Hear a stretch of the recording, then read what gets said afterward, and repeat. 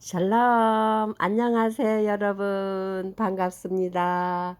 와, 오늘은 날씨가 굉장히 가을 날씨인데도 쾌청합니다.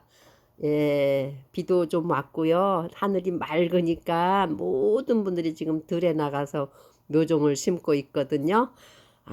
그리고 오늘 저희는요, 어제에 이어서 출애굽기 13장을 같이 묵상하고 은혜를 나누도록 하겠습니다.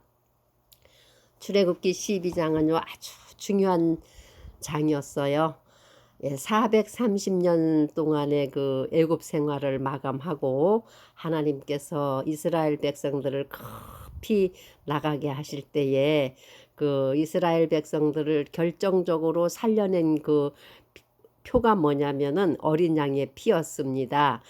이집트의 모든 장자들을 하나님께서 밤중에 미드나잇 이집트 땅에 들어가서 죽음의 사자를 동반해 갖고 그들을 치실 때에 그 이스라엘의 집 문설주, 그러니까 문임방과 양쪽 기둥에는 어린 양의 피가 이렇게 발라져 있었어요. 우슬초에다가 어린 양의 피를 넣은 대야의 피를 듬뿍 찍어가지고 블러드, 그 어린 양의 피가 묻혀 있는 집은 죽음의 사자가 패스 오버. 건너갔다 그랬어요. 그래서 죽음의 사자가 When I see the blood of the lamb, 그 어린 양의 피를 볼 때에 I will pass over, 내가 넘어간다 그랬거든요. 그래가지고 이스라엘의 그 지경에는 아무도 곡하는 사람이 없었고요. 한 사람도 사망을 입은 사람이 없었습니다. 그래서 그때 하나님께서 그 밤을 기억하기 위해서 모든 매년 그 이제 새해가 돌아오는데 새해의 첫 달로 그 유월절 어린 양의 피를 보고 넘어간 그 구원받은 그 달을 첫 달로 정하시고 또 그때의 14일부터 이루어지는데 유월절이라 정하시고 6월 넘어갔다는 뜻이에요. 그 다음에 무교절, 그 반려되지 못한 급하게 넘어가야 되니까 발효하려면 밀가루 반죽이 부풀는 시간이 필요하잖아요. 그럴 시간이 없어서 발효되지 못한 무교병 unleavened bread, 발효되지 못한 빵을 7일 동안 먹으라 그래요. 그 다음에 쓴나물도 같이 먹으라 그럽니다. 쓴나물은 430년 동안의 이집트에서의 그 쓴 고난의 세월을 상징하는 나물이라고 볼 수 있죠. 그리고 그 쓴나물과 무교병과 그 어린 양의 고기를 물에 삶아서 먹을 시간이 없어요. 그래서 전부 다 불에 구워 먹으라 그래요. 그럴 때에 그 먹는 자세도 말씀해 주십니다. 허리에 띠를 띠고 신발을 신고 손에 지팡이를 짚고 이제 막 떠나야 하는 그러한 자세로 유월절에 그 모든 그 고기들을 구워 먹으라 그랬고요. 그 다음에 또 하나님께서 또 뭘 얘기하셨냐면요. 400년 생활의 그 아브라함한테 말씀하셨던 것, 그 다음에 모세를 콜링하셨을 때 말씀하셨던 그 약속대로 너희가 이집트를 떠나오게 될 때는 주변에 있는 모든 이집트 사람들한테 근, 모든 옷, 모든 재물을 다 노력하라 그랬어요. 가서 막 강탈하는 게 아니라 그냥 구해도 저절로 호의를 베풀어서 이집트 사람들이 빨리 나가달라고. 당신들이 있으면 우리가 죽음의 화를 면치 못한다고 막 어서가라고. 이집트 사람들도 이스라엘 백성이 막 나가기를 원했고요.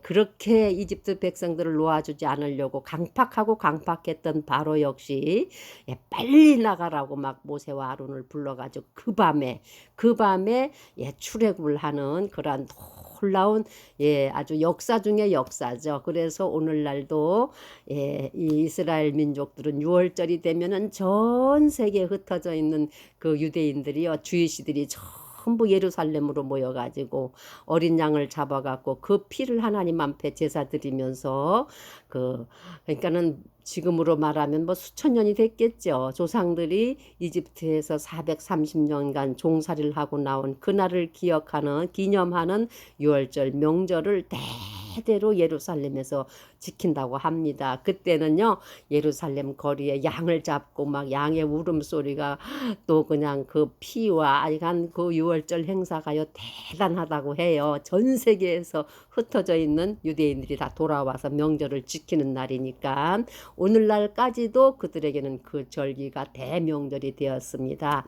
오늘 우리가 12장에 이어서 그 유월절 어린 양이 오늘날 우리에게는 하나님의 유일한 독생자, 온 인류의 죄를 대속하기 위해서 유월절 어린 양으로 오신 예수께서 그 갈보리, 그러니까 예루살렘 성 밖에 골고다 언덕에서 그 해골이라고 불리는 골고다의 언덕에서 십자가에 높이 매달려서 하나님께는 그걸 저주하는 거예요. 죄가 미워서 죄를 심판하시는 거지만 하나님 편에서 또 다른 편으로는 예수 그리스도의 피를 통해서 온 인류가 죄를 사해주는 유일한 길을 하나님께서 만들어 놓으신 것이 영원히 살 수 있는 죽음에서 사망에서 유일한 생명으로 옮겨줄 수 있는 대속의 역사가 2000년 전에 예루살렘 영문 밖에 골고다 언덕에서 십자가 위에 달리신 진짜 하나님의 진실한 하나님의 양,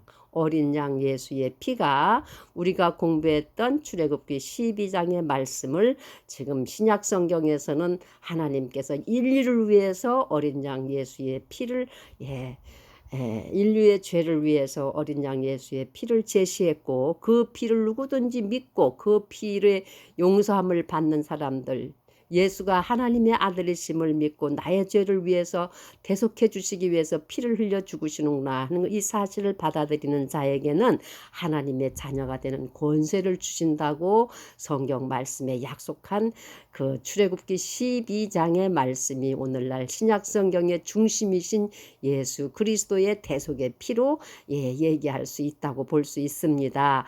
오늘 배울 출애굽기 13장은요.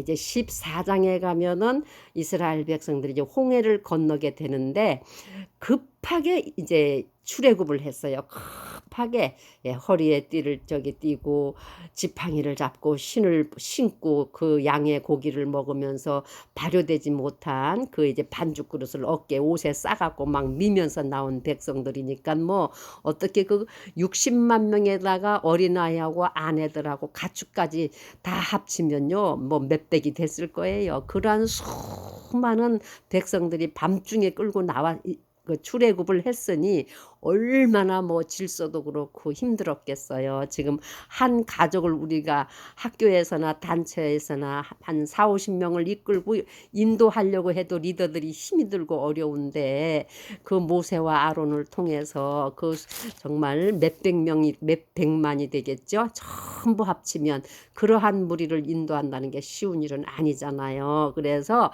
오늘 출애굽기 13장은 12장 출애굽한 급격한 출애굽과 그 다음에 이제 홍해를 건너기 전에 그 과정에서 다시 이스라엘 백성들을 정렬하는 그런 장이라고 볼 수 있어요. 다시 정비하는 군사로 말하자면은요 싸움터에 나가기 전에 이렇게 다시 정렬하는 재정비하는 그러한 장이라고 볼 수 있고요.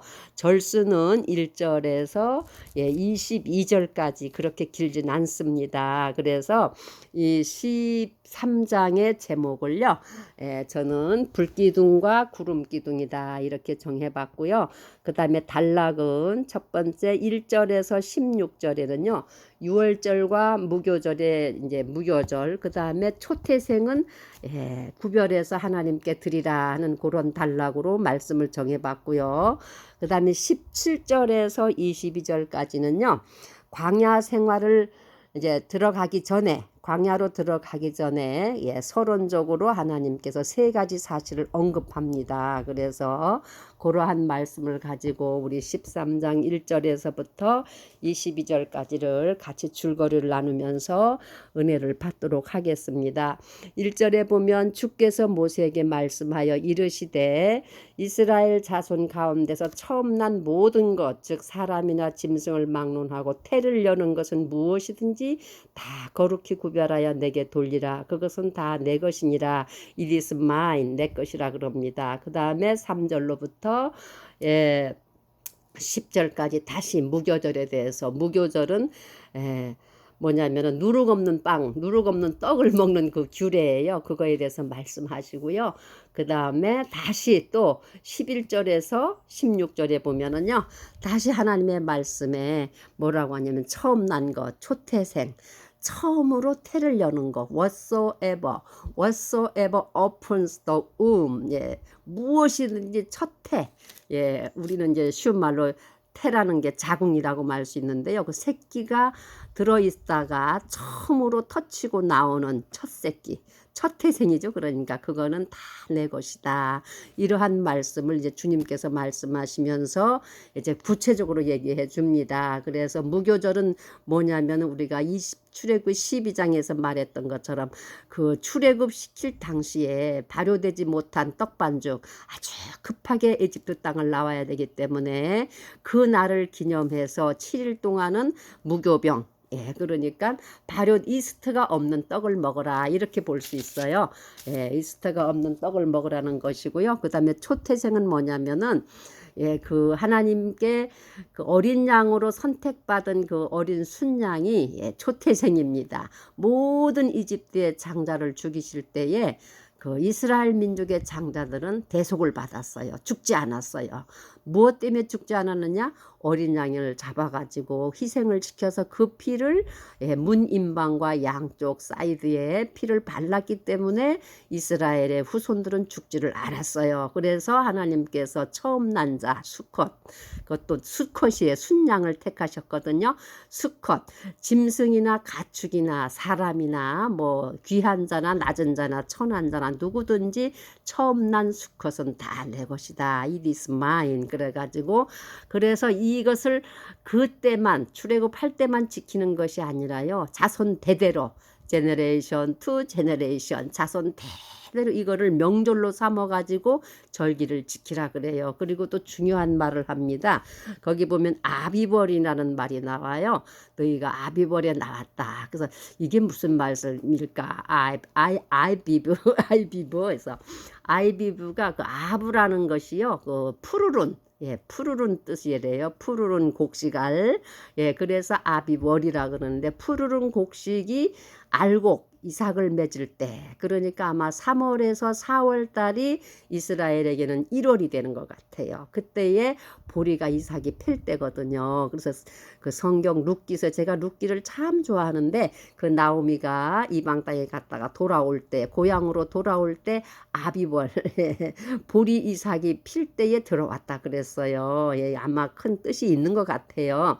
그래서 그 아비벌이란 말이요, 예, 푸른 곡식이 이제 막 알곡을 맺어 갈 때가 이스라엘의 첫 달이라고 볼 수 있고요. 그 다음에 하나님께서 또 뭐라고 했냐면 너희가 예, 이 광야에서만 그런 절기를 지킬 것이 아니라 궁극적으로 이스라엘 백성을 인도해 내시는 데는요, 영원히 살 수 있는 낙원, 젖과 꿀이 흐르는 땅으로 인도하는 것이 하나님의 목적입니다. 그 젖과 꿀이 흐르는 땅은 어디냐면 아브람, 그 믿음의 조상 이스라엘의 조상인 아브람한테 말씀하셨거든요. 그러면 진짜 젖과 꿀이 흐르느냐? 그것은 아니고요. 그 젖을 내는 것은 목축이에요. 양과 소가 우유 밀크를 내거든요. 그러면 양과 소가 젖을 많이 내려면은 그 땅이 비옥하고 초장, 푸른 초장이 많아야 되게 땅이 기름진다는 것을 얘기하는 것이죠. 그래서 거기에서 이 목축업을 하는 이스라엘 유목민들이 양과 소를 살찌게 해갖고 그들이 내는 젖을 가지고 백성들이 먹고 마시며 살아야 되니까 젖이 흐르고, 꿀은 예, 아무데나 벌이 사는 게 아니잖아요. 생태계가 완전하고 벌들이 잘 살기 좋은 그러한 곳이라야 꿀이 나오거든요. 그러니까 황량하고 아무 꽃도 없고 풀도 없는 메마른 광야, 뭐 암벽, 사막 같은 데서는 벌이 살 수가 없어요, 생태상. 그래서 벌들은 꽃이 있어야 꿀을 따는 것처럼, 그러니까는 기름진 땅, 예, 벌이 꿀을 많이 낼 수 있는 땅, 그러니까 밀크 앤 허니가 플랜티풀, 예, 풍부한 땅이 가나안 땅입니다. 근데 그 가나안 땅에는요, 가나안인들도 살았고 헷 족속도 살았고, 그 다음에 아모리 족속, 히위 족속, 여부수 족속, 여기에는 보면은 5족속이 나와요. 어떤 성경은 7족속까지도 얘기하시거든요. 5족속 있는 그 땅에 그 이방 족속들을 다 하나님께서 다 물리치시고 너희가 들어가서 살게 하신다 그럽니다. 그래서 그 땅에 들어가서도 너희가 젖과 꿀이 흐르는 땅에 들어가서 풍성해질 때도 이 여호와의 절기, 그러니까 유월절과 무교절과 초태생, 무엇이든지 첫새끼 수컷은 하나님의 것이다. 일상생활에서 구별해서 하나님께 드리라는 것을 다시 거듭 말씀하시면서요.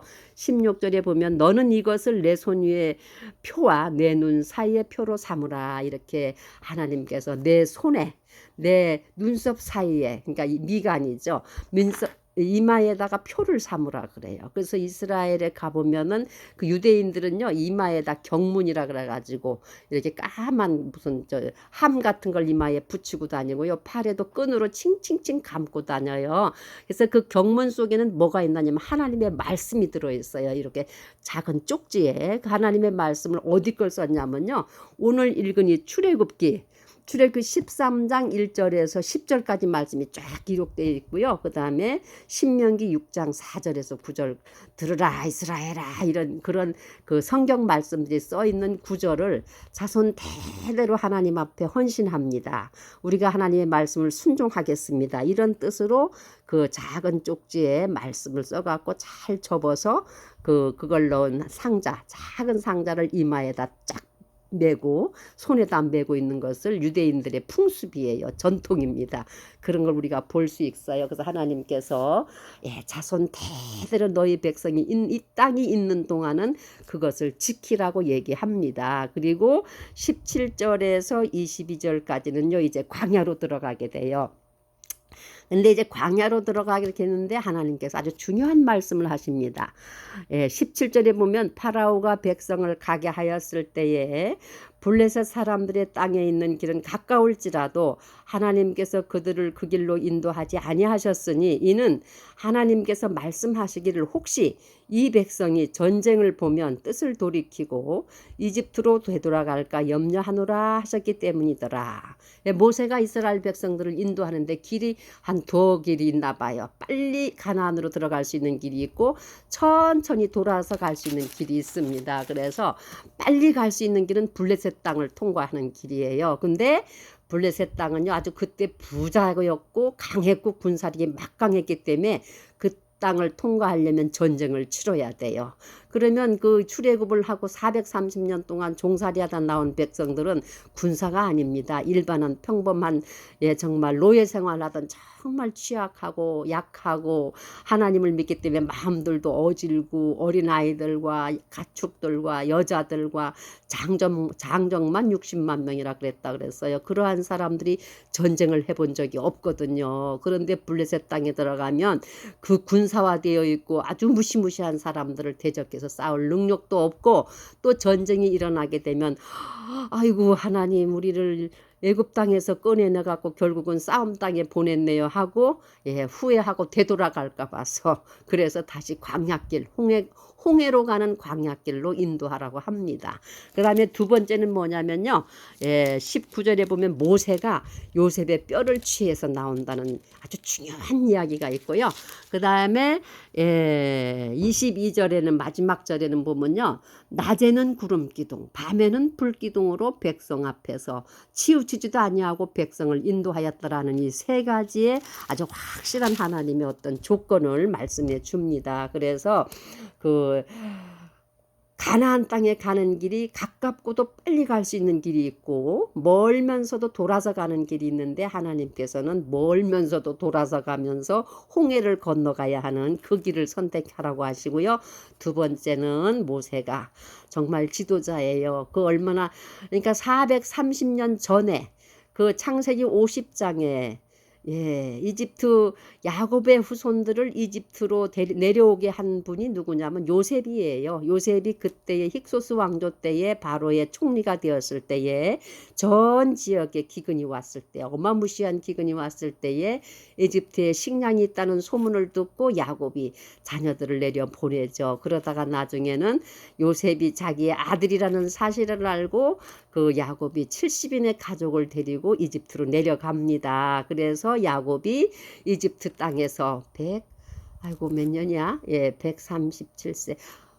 하여간 147세인가? 예, 148세 그때 돌아가시고 그 다음에 요셉이 110세에 세상을 떠나게 되는데 요셉이 죽으면서 뭐라고 하냐면 형들한테 나는 죽으나 나는 이제 때가 다 되어서 하나님 앞 조상들에게로 가나 반드시 하나님께서 당신들을 찾아오시고 이 백성을 이제 이끌고 나가게 될 겁니다. 그때는 반드시 내 유고를 내 뼈를 에집트 땅에 남겨두지 마시고 가지고 가셔서 내 조상들아 묻힌 곳에 나를 거기다 이제 안장시켜 달라는 유언을 하게 되지요. 그래서 그러니까 정치적으로도 이게 뭐냐면요, 역사적으로도 이제 그 모세가 출애굽을 시키는 이스라엘 백성들이 이집트 땅을 나오는 것이 정당한 것을 증명하는 거예요. 하나님의 때가 되었다는 것을 그 430년 전에 창세기 50장에서 말한 요셉의 뼈를 모세가 여기 보면요, 모세가 요셉의 뼈를 취하니라. 굉장히 훌륭한 지도자죠. 웬만하면 잊어버리기도 하고 막 그냥 당황하기도 할 텐데 얼마나 지도자면은요, 차분하게 그 수많은 백성을 인도하면서 자기의 조상인 요셉 이집트 땅에 들어가서 그 던전 지하 감옥에서 발탁되어 갖고 바로의 총리가 되었던 요셉, 굉장한 조상이죠. 그 조상의 뼈를 유고를 정말 존경하고 사랑하는 마음으로 취해서 모세가 들고 나오는 것을 우리가 이 말씀에서 볼 수 있고요.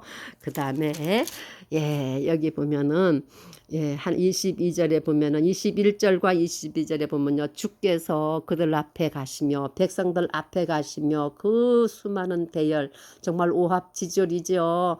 그 뜨거운 낮에는 그냥 광야의 열기가 얼마나 뜨거웠겠어요. 그리고 밤에는 또 굉장히 추워요. 아무것도 의지할 수 없는 허허벌판에 이러한 데에 그 어린아이들과 그 가녀린 여자들과 양과 소와 모든 가축대들과 정말 이거는 상상도 할 수 없는 상황이죠. 그런데 하나님께서는 너무너무 자비하시고 친절하시고 당신의 백성을 긍휼히 여기시기 때문에 죽음의 재앙에서도 그들을 구원하신 하나님께서 그 광야 생활의 여정을 책임져 주지 않을 리가 없어요. 그래서 아주 친절하게 카인들리하게 낮에는 구름 기둥으로 뜨거운 열기를 보호해 주시고 밤에는 추위로부터 불기둥, 어둠으로부터 불기둥을 세우셔서 백성들이 움직이게 해주셨어요. 그 중동 지방은요, 낮은 너무 뜨겁기 때문에 밤에도 걸어야 되는 것 같아요. 그래서 밤에는 환한 불과 따뜻한 온기를 주심으로 불기둥이 앞에서 활활 타니까 백성들이 하나님이 우리를 도우시고 우리를 인도하신다고 안 믿을 수가 없죠. 절에도 그러한 광경이 있다면요, 그냥 머리에서 발끝까지 감사하면서 따라갈 것 같아요. 그래서 오늘 우리 출애굽기 12장의 말씀 1절에서 22절까지의 말씀에는요, 우리가 무엇을 배울 수 있냐면 이스라엘 백성들이 하나님께 구속받아서 약속의 땅 가나안 땅에 들어가기까지 이제 과정을 광야로 연결됩니다. 이것은 뭘 우리에게 가르쳐 주냐면 우리 인생들도 마찬가지예요. 하나님을 만나서 하나님 앞에 구원을 받은 백성들은요, 마지막 최후의 구원, 최후의 안식이 남아 있어요. 그것이 곧 이스라엘로 보면은 약속의 젖과 꿀이 흐르는 가나안 땅 파라다이스고요. 우리 믿는 성도들과 아직 하나님을 알지 못하는 사람들에게도 마지막 이 땅의 역사가 끝나는 날 하나님께서는 천지의 창조자시고 알파와 오메가요, 처음과 시작이요, 모든 것을 만드시니요, 모든 것을 끝을 맺는 분이시기 때문에 그러한 분이 우리 인생을 우리 인간의 역사를 주관하시는데 우리가 예수 그리스도를 만난 날부터 우리는 유월절에 들어선 사람들, 유월절을 절기를 지키는 사람들, 왜 어린 양의 피로 우리가 죽음에서 구원받았기 때문에 그럼 우리에게 최후의 안식처는 어디냐? 하나님의 나라에 들어가는 것이 최후의 가나안 땅입니다. 그 가나안 땅에 들어가는 과정이 광야 생활이에요. 이스라엘 백성들이 이집트에서 출애굽, 그러니까 장자재앙에서 대속을 받아갖고 이제 출애굽을 해서 이제 거듭났죠. 새로이 태어난 거죠.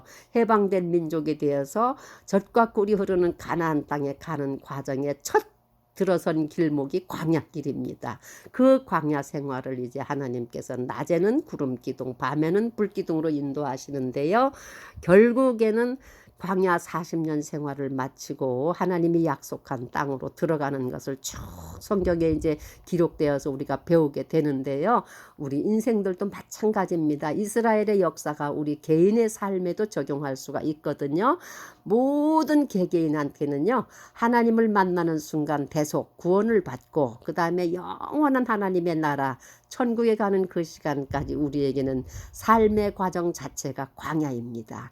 그 광야를 걸어가는 동안 낮에는 구름 기둥, 밤에는 불 기둥, 어떠한 환경과 여건 속에서도 하나님께서 우리를 보호하신다는 점, 또 이스라엘 백성들한테는 큰 과제가 주어져요. 유월절과 무교절과 초태생 무엇이든지 처음 난 첫 새끼 수컷은 내 것이다, 내게 구별해서 돌려라 하는 하나님의 명령도 받았고, 그 다음에 가장 중요한 것은 그들의 손목과 그들의 미간에 하나님의 말씀 경문을 붙이고 주야로 하나님을 잊어버리지 말라는 그 표시 기호를 줍니다. 이것은 또한 우리 믿는 자나 하나님을 알지 못하는 자들에게도 해당되는 말씀이거든요.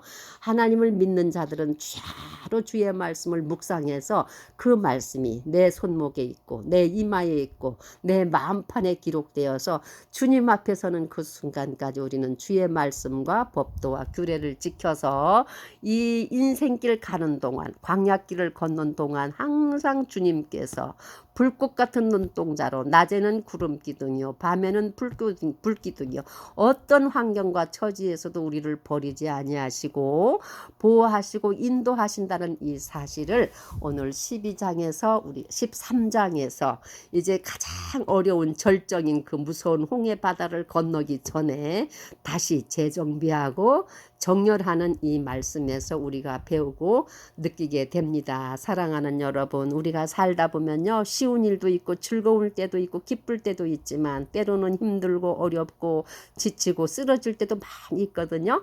그럴 때도 결코 낙심하지 마시고 주께서 우리와 함께 하신다는 사실을 꼭 믿으셔서 이스라엘 백성이 7,008기의 마음을 가지고 광야길을 가는 것처럼 우리들도 꼭 이 이스라엘 백성이 걷는 여정이 우리 인생의 여정입니다. 그렇게 믿으시고 주님께서 함께 하신다는 사실을 꼭 확신하시면서 임마누엘 하나님이 우리와 함께 하신다는 이 말씀을 잊어버리지 마시고 꼭 삶에서 믿음으로 승리하시는 분 되시기를 우리 주 예수님의 이름으로 축복하고 기도합니다. 아멘. 할렐루야.